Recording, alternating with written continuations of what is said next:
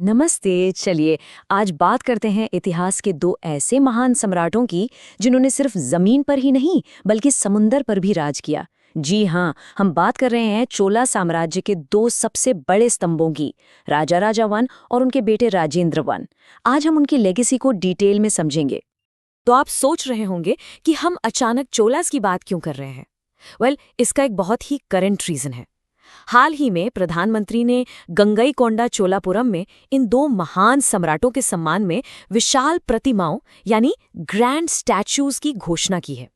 ये सिर्फ एक अनाउंसमेंट नहीं है, बल्कि ये भारत के उस गौरवशाली समुद्री इतिहास यानी मैरिटाइम हिस्ट्री और उनके स्टेट क्राफ्ट को नेशनल मेमोरी में वापस लाने की एक कोशिश है। इस एक्सप्लेनर में हम क्या क्या कवर करेंगे। सबसे पहले सेक्शन 1 में देखेंगे कि चोलाज न्यूज में क्यों हैं। फिर सेक्शन 2 में हम मिलेंगे राजा राजा वन यानी द फाउंडर से।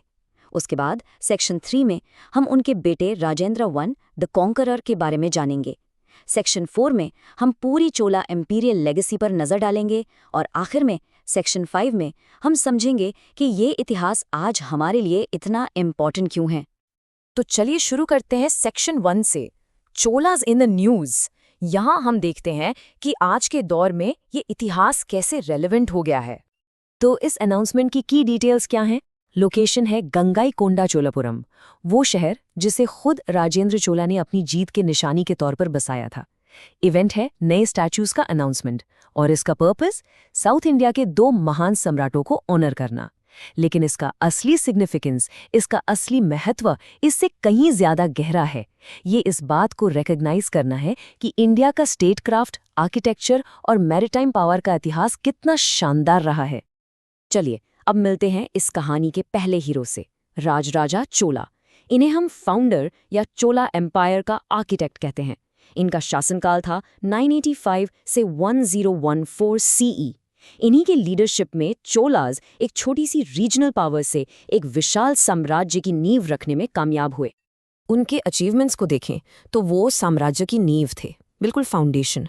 उन्होंने चोला इंपीरियल एक्सपेंशन शुरू किया, तमिलनाडु, केरला के कुछ हिस्से और नॉर्दर्न श्रीलंका को एक साथ कंसोलिडेट किया। लेकिन यूपीएससी मेंस के पर्सपेक्टिव से जो सबसे इंपॉर्टेंट चीज़ है वो है उनका एडमिनिस्ट्रेटिव जीनियस। उन्होंने सिस्टमैटिक टेम्पल एडमिनिस्ट्रेशन और लैंड रेवेन्यू रिकॉर्ड्स को इंट्रोड्यूस किया। उस वक्त मंदिर सिर्फ पूजा की जगह नहीं बल्कि इकोनॉमिक सेंटर्स हुआ करते थे। सही लैंड सर्वे करवाकर उन्होंने एक स्टेबल रेवेन्यू सिस्टम बनाया जिसने आगे चलकर उनकी नेवल एक्सपेंशन को फंड किया। और उनकी लेगेसी का सबसे बड़ा सिंबल वो है थंजावुर का मैग्निफिसेंट बृहदीश्वरा टेम्पल। यह सिर्फ एक मंदिर नहीं था दोस्तों, ये एक पॉलिटिकल स्टेटमेंट था। आज ये एक यूनेस्को वर्ल्ड हेरिटेज साइट है और इसका विशाल विमाना चोला पावर, उनकी इंजीनियरिंग स्किल्स और उनके डिवोशन को दिखाता है। तो अगर राजा राजा आई ने एक मजबूत फाउंडेशन बनाई तो उस पर एक आलीशान इमारत खड़ी की उनके बेटे राजेंद्र आई ने। इन्हें हम द कॉन्करर कहते हैं और इनके टाइम में चोला एम्पायर अपने एब्सोल्यूट पीक, अपने जेनिथ पर पहुंचा। इनका शासनकाल था 1014 से 1044 सीई। इनकी मिलिट्री जीनियस तो नेक्स्ट लेवल थी। उनका गंगा अभियान यानी गंगा तक कैंपेन सिर्फ एक जीत नहीं थी, ये एक सिंबॉलिक स्टेटमेंट था कि हम आ गए हैं। लेकिन असली गेम चेंजर था उनका नेवल एक्सपीडिशन, वो भी साउथ ईस्ट एशिया तक। सोचो, उस जमाने में उन्होंने श्रीविजया एम्पायर को हराया जो आज के इंडोनेशिया और मलेशिया में था। इसका स्ट्रेटेजिक मतलब क्या हुआ? इसका मतलब था कि मलक्का स्ट्रेट, जो चाइना से ट्रेड का हाईवे था, अब चोलाज के कंट्रोल में था। जबरदस्त स्ट्रेटेजिक मूव। और अपनी गंगा की जीत को हमेशा के लिए अमर करने के लिए उन्होंने एक नई कैपिटल बनाई और नाम भी क्या रखा? गंगाईकोंडा चोलापुरम। इसका मतलब है वो चोला राजा जिसने गंगा को जीत लिया। नाम में ही पूरी कहानी है।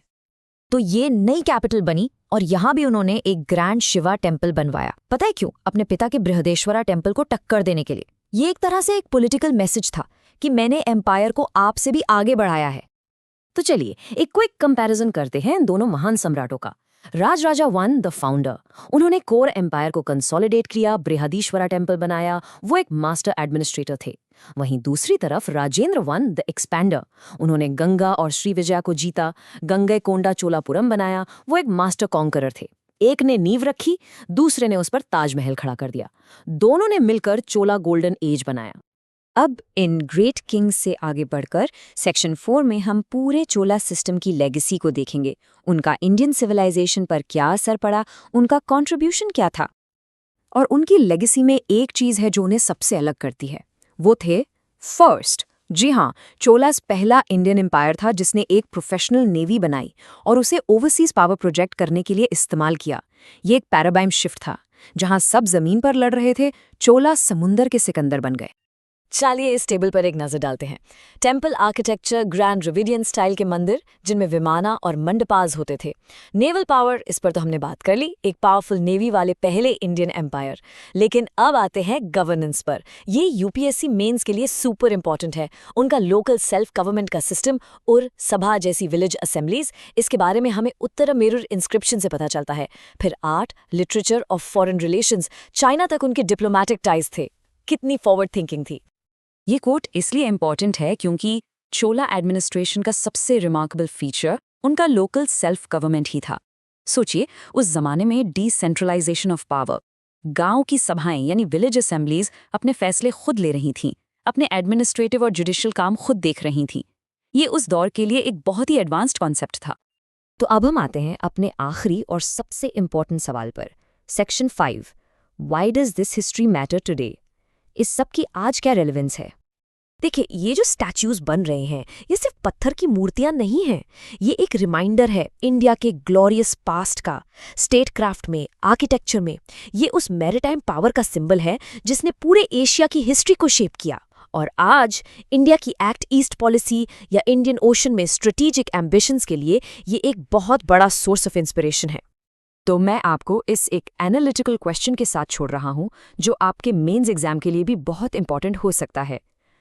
चोला लेगेसी, जो समुंदर पर राज करने की कहानी है, वो इंडिया की ट्रेडिशनल इमेज कि हम हमेशा से एक लैंड बेस्ड पावर रहे हैं, उस नैरेटिव को कैसे चैलेंज करती है? इस पर जरूर सोचिए। धन्यवाद। हेलो फ्रेंड्स, और स्वागत है आपका। आज हम बात कर रहे हैं एक ऐसी करंट इवेंट की जो एक तीर से कई निशाने लगा रही है। एक स्तंभ, दो देश और भारत की फॉरेन पॉलिसी का एक ब्रिलियंट मूव। श्रीलंका में हाल ही में सम्राट अशोक के एक स्तंभ की रेप्लिका यानी प्रतिकृति स्थापित की गई है। अब आप सोचेंगे, ये तो आर्ट एंड कल्चर का टॉपिक है। बिल्कुल है, लेकिन ये सिर्फ वहां तक सीमित नहीं है। ये सीधा जुड़ता है एंशिएंट हिस्ट्री से, और एट द सेम टाइम ये इंटरनेशनल रिलेशंस में इंडिया की सॉफ्ट पावर डिप्लोमेसी का एक टेक्स्ट बुक एग्जाम्पल बन जाता है। तो चलिए इस एक टॉपिक से प्रीलिम्स और मेंस के कई डायमेंशंस को एक साथ डिकोड करते हैं। तो यहाँ बड़ा सवाल ये है कि क्या 2300 साल पुरानी एक विरासत 21st सेंचुरी की डिप्लोमेसी का सबसे पावरफुल टूल बन सकती है? क्या ये एक स्तंभ सच में इंडिया और श्रीलंका के रिश्तों में एक नए चैप्टर की शुरुआत है? इस एक्सप्लेनर में हम इसी स्ट्रेटेजिक सवाल की गहराई में उतरेंगे और इसके हर पहलू को समझेंगे। इस सवाल का जवाब ढूंढने के लिए हमारी जर्नी कैसी रहेगी? देखिए, सबसे पहले हम करंट न्यूज़ से शुरू करेंगे। फिर हम टाइम में पीछे जाकर ओरिजिनल वैशाली पिलर की हिस्टोरिकल इंपॉर्टेंस को समझेंगे। इस फाउंडेशन के ऊपर हम इंडिया श्रीलंका के कल्चरल टाइज को एक्सप्लोर करेंगे। और फाइनली सॉफ्ट पावर जैसे इंपॉर्टेंट कॉन्सेप्ट्स को एनालाइज करके इस सारी नॉलेज को यूपीएससी एग्जाम के लिए एक्शनेबल पॉइंट्स में बदल देंगे। रेडी हैं? Let's begin. तो चलिए शुरू करते हैं ग्राउंड जीरो से। आखिर श्रीलंका में हुआ क्या है? What is the immediate context जिसने इस टॉपिक को अचानक यूपीएससी के लिए इतना रेलेवेंट बना दिया है? ओके, सो न्यूज़ ये है कि श्रीलंका के वास्को दुआ टेम्पल में वैशाली के अशोकन पिलर की एक रेप्लिका अनवेल की गई है। अब यहाँ यूपीएससी के लिए दो कीवर्ड्स छुपे हैं, इन्हें नोट कर लीजिए। पहला है वैशाली पिलर, जिसके बारे में हम अगले सेक्शन में डिटेल में बात करेंगे, और दूसरा थेरावादा बुद्धिज्म। श्रीलंका, जैसा कि आप जानते हैं, थेरावादा बुद्धिज्म का एक बहुत बड़ा सेंटर है। और इंटरेस्टिंग बात यह है कि इस ट्रेडिशन की शुरुआत श्रीलंका में एम्परर अशोका के बेटे महेंद्र ने ही की थी। तो आप देख सकते हैं ये कनेक्शन कितना पुराना और गहरा है। तो अब इस रेप्लिका की इंपॉर्टेंस को ठीक से समझने के लिए हमें इसके ओरिजिनल सोर्स को डीकोड करना होगा। यानी आइए चलते हैं वैशाली बिहार और देखते हैं ओरिजिनल अशोका स्तंभ की खासियत क्या है। यहाँ से आपके आर्ट एंड कल्चर और एंशिएंट हिस्ट्री के लिए डायरेक्ट प्रीलिम्स फैक्ट्स निकलेंगे। Let's decode the original. चलिए इस पिलर से जुड़े प्रीलिम्स के फैक्ट्स पर लेजर फोकस करते हैं।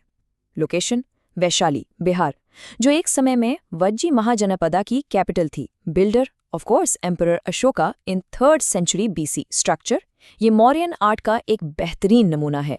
ये एक मोनोलिथिक सैंडस्टोन पिलर है। इसका मतलब समझिए, एक ही विशाल पत्थर को काटकर तराश कर बनाया गया है। Imagine the engineering skills back then. और इसका कैपिटल यानी सबसे ऊपर का हिस्सा इसकी सबसे बड़ी पहचान है, एक सिंगल लायन। ये सारे keywords monolithic, single lion capital, Vaishali, direct films के क्वेश्चंस बन सकते हैं। अब यहाँ एक पोटेंशियल ट्रैप है जिसमें बहुत से एस्पिरेंट्स गलती कर जाते हैं। ध्यान रखिएगा, वैशाली पिलर पर सिंगल लायन है, जबकि हमारा नेशनल एम्ब्लेम जो सारनाथ पिलर से लिया गया है उस पर 4 लायंस कैपिटल है। वो 4 शेर चारों दिशाओं में अशोका की धम्मा का प्रचार दर्शाते हैं। यूपीएससी इन दोनों के फीचर्स को मिक्स करके आपसे स्टेटमेंट बेस्ड क्वेश्चंस पूछ सकता है। ये डिफरेंस आपके माइंड में क्रिस्टल क्लियर होना चाहिए। इस पिलर का स्पिरिचुअल सिग्निफिकेंस इसके आर्टिस्टिक सिग्निफिकेंस से भी कहीं ज्यादा है, क्योंकि ये उस पवित्र जगह को मार्क करता है जहां भगवान बुद्ध ने अपना लास्ट सर्मन यानी अंतिम उपदेश दिया था और अपने परिनिर्वाणा यानी फाइनल लिबरेशन या महाप्रयाण की घोषणा की थी। इसलिए कलिंगा युद्ध के बाद जब अशोका का हृदय परिवर्तन हुआ और उन्होंने बुद्धिज्म अपनाया, तो उन्होंने इस अनमोल घटना को हमेशा के लिए अमर करने के लिए इस स्थान पर इस स्तंभ का निर्माण करवाया। So this pillar is not just art, it's a historical marker of a profound moment. तो ये तो हुई इतिहास की बात, लेकिन जैसा हमने शुरू में कहा था, ये पिलर सिर्फ इतिहास नहीं, डिप्लोमेसी है। अब हम देखेंगे कि कैसे अशोका की ये 2300 साल पुरानी लेगेसी आज इंडिया और श्रीलंका के बीच बायलैटरल रिलेशंस को यानी द्विपक्षीय संबंधों को शेप कर रही है। Let's connect the dots. देखिए, श्रीलंका में इस पिलर की रेप्लिका कोई अचानक हुई घटना नहीं है। ये इंडिया की श्रीलंका के प्रति एक कंसिस्टेंट कल्चरल एंगेजमेंट पॉलिसी का लेटेस्ट चैप्टर है। आप देखिए, चाहे वहाँ के टेम्पल्स में सारनाथ स्टाइल म्यूरल्स बनवाना हो, एंशिएंट बुद्धिस्ट साइट्स का रेनोवेशन करना हो, या वहाँ के बुद्धिस्ट मॉन्क्स को पढ़ाई के लिए स्कॉलरशिप्स देना हो, इंडिया लगातार इस शेयर्ड हेरिटेज में इन्वेस्ट कर रहा है। ये सभी इनिशिएटिव्स उस गहरे थेरवादा कनेक्शन को जिंदा रखते हैं जो हम दोनों देशों को जोड़ता है। तो आखिर ये सारी कल्चरल हेल्प क्यों? यहाँ से हम एंटर करते हैं इस टॉपिक के कोर स्ट्रेटेजिक एंगल में। ये सिर्फ संस्कृति नहीं, ये कूटनीति है। और इस कूटनीति को A से Z तक समझने के लिए हमें GS पेपर 2 के 2 सबसे इंपॉर्टेंट कॉन्सेप्ट्स को डिकोड करना होगा, सॉफ्ट पावर और बुद्धिस्ट डिप्लोमेसी। अच्छा, सॉफ्ट पावर आखिर है क्या? बहुत सिंपल शब्दों में, ये बिना गोली चलाए या मिलिट्री फोर्स यूज किए दूसरे देशों को अपनी तरफ आकर्षित करने की, उनका दिल जीतने की कला है। यह हार्ड पावर यानी मिलिट्री और इकोनॉमी का आकर्षक विकल्प है। अमेरिका का हॉलीवुड, साउथ कोरिया का K-पॉप और इंडिया का योगा, क्रिकेट और सबसे बढ़कर उसकी बुद्धिस्ट हेरिटेज, ये सब सॉफ्ट पावर के जोरदार एग्जाम्पल्स हैं। और ये पिलर उसी सॉफ्ट पावर का एक जिंदा प्रतीक है। और देखिए, ये पिलर इनिशिएटिव इंडिया की फॉरेन पॉलिसी के 2 मजबूत स्तंभों को एक साथ सपोर्ट करता है। पहला, नेबरहुड फर्स्ट यानी पड़ोसी पहले, और इस पॉलिसी को जमीन पर उतारने का एक बेहतरीन टूल है बुद्धिस्ट डिप्लोमेसी। हम अपने शेयर्ड बुद्धिस्ट हेरिटेज का इस्तेमाल करके श्रीलंका जैसे पड़ोसी देशों के साथ एक नेचुरल, हिस्टोरिकल और पीपल टू पीपल कनेक्ट बनाते हैं। और ये कनेक्ट अक्सर आर्थिक या सैनिक संधियों से कहीं ज्यादा गहरा और मजबूत होता है। तो अब तक हमने इतिहास, संस्कृति और कूटनीति सब जोड़ लिया, लेकिन अब आते हैं सबसे जरूरी हिस्से पर। इस सारी नॉलेज को एग्जाम हॉल में मार्क्स में कैसे कन्वर्ट करें? आइए इस पूरे टॉपिक को प्रीलिम्स फैक्ट्स और मेंस कॉन्सेप्ट्स में आसानी से स्ट्रक्चर करते हैं। देखिए, इस टॉपिक से आपको 2 तरह के नोट्स बनाने हैं। ऐसे ही एक टेबल बना लीजिए। लेफ्ट कॉलम में है प्रीलिम्स पॉइंटर्स। यहाँ आपको फैक्चुअल डिटेल्स चाहिए, जैसे कि वैशाली पिलर की एग्जैक्ट लोकेशन और features, single lion capital, monolithic structure और बुद्धा के परिनिर्वाणा से इसका लिंक। ये डायरेक्ट MCQs बनेंगे। राइट कॉलम में है मेंस कॉन्सेप्ट्स। यहाँ आपको इन्हीं फैक्ट्स को एनालिटिकल कॉन्सेप्ट से जोड़ना होगा। आपको सॉफ्ट पावर, नेबरहुड फर्स्ट और कल्चरल डिप्लोमेसी जैसे कीवर्ड्स का इस्तेमाल करके इंडिया श्रीलंका रिलेशंस पर एक बैलेंस्ड और न्यूआंस्ड आंसर लिखना होगा। फैक्ट्स प्री के लिए, एनालिसिस मेंस के लिए, यही स्ट्रैटेजी है। अब इस पूरी डिस्कशन से एक परफेक्ट मेंस क्वेश्चन बन सकता है, जैसे ये। अगर ये सवाल आता है तो आपका स्ट्रक्चर बिल्कुल सिंपल होगा। इंट्रोडक्शन में आप इस रीसेंट पिलर इंसिडेंट से शुरुआत करिए। बॉडी में बुद्धिस्ट डिप्लोमेसी को सॉफ्ट पावर के टूल के रूप में एक्सप्लेन करें और श्रीलंका के स्पेसिफिक एग्जाम्पल्स दीजिए, जैसे पिलर, म्यूरल्स, स्कॉलरशिप्स। इसे नेबरहुड फर्स्ट पॉलिसी से लिंक करिए। और कंक्लूजन में आप कल्चरल डिप्लोमेसी के महत्व को हाईलाइट करते हुए ये भी मेंशन कर सकते हैं कि ये चाइना की चेकबुक डिप्लोमेसी का एक इफेक्टिव और ऑर्गेनिक काउंटर कैसे हो सकता है। थॉयस इस प्योर एक्सप्लेनर का सार, इसका एसेंस इस एक लाइन में है। ये पिलर का अनवेल होना सिर्फ सिंबॉलिक यानी प्रतीकात्मक नहीं है, ये इंडिया की सॉफ्ट पावर स्ट्रैटेजी का एक सोचा समझा आगे की सोच वाला कदम है। ये हमारी एंड्योरिंग कल्चरल बॉन्ड्स को सेलिब्रेट करता है और आने वाले समय के लिए और भी ज्यादा मजबूत करता है। और अब जाने से पहले एक सवाल आपके लिए। कल्चरल लेगेसी और बुद्धिज्म से आगे 21st सेंचुरी में इंडिया का अगला बड़ा सॉफ्ट पावर डायमेंशन क्या हो सकता है? क्या वो हमारा डिजिटल पब्लिक इंफ्रास्ट्रक्चर जैसे यूपीआई है, या हमारा वाइब्रेंट डायस्पोरा जो पूरी दुनिया में फैला है, या फिर दुनिया की सबसे बड़ी डेमोक्रेसी होने का हमारा स्टेटस?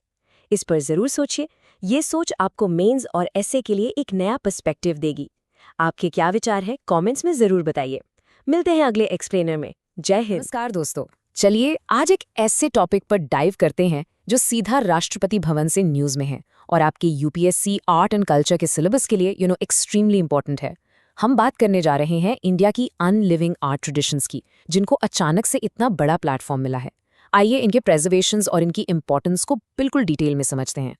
तो सबसे पहले ये सवाल उठाना लाजमी है कि आखिर ऐसा क्या हुआ कि हमारी ट्रेडिशनल इंडियन आर्ट फॉर्म्स अचानक से गवर्नमेंट के हाईएस्ट लेवल्स पर हेडलाइंस बना रही हैं। करंट अफेयर्स के पॉइंट ऑफ व्यू से ये टॉपिक इतना रेलेवेंट क्यों हो गया है? इसके पीछे एक बहुत ही सिग्निफिकेंट वजह है, और जवाब है ये initiative, the artists in residence programme. जरा सोचिए, अप्रैल 2025 में इस प्रोग्राम को होस्ट किया गया और इसकी मेजबानी खुद प्रेसिडेंट ऑफ इंडिया ने की। कहाँ? राष्ट्रपति भवन में। ये अपने आप में ही एक बहुत बड़ा स्टेटमेंट है कि इन आर्ट फॉर्म्स को कितनी इंपॉर्टेंस दी जा रही है। ठीक है, तो आज के इस एनालिसिस का रोड मैप क्या होगा? सबसे पहले हम इस प्रेसिडेंशियल इनिशिएटिव को समझेंगे, फिर एक एक करके तीनों आर्ट फॉर्म्स सोहराई, पट्टाचित्रा और पटुआ के अंदर गहराई से उतरेंगे, और फाइनली इस पूरे प्रोग्राम का गवर्नेंस और कल्चर के लिए क्या सिग्निफिकेंस है उसको कनेक्ट करेंगे। तो चलिए शुरू करते हैं। तो सबसे पहले आइए इस इनिशिएटिव को ही डिकोड करते हैं। इसका मेन ऑब्जेक्टिव है ग्रासरूट्स प्रैक्टिशनर्स को ऑनर करना, यानी उन कलाकारों को, उन आर्टिस्ट्स को सीधा सम्मान देना जो बिल्कुल जमीनी स्तर पर इन कलाओं को जिंदा रखे हुए हैं।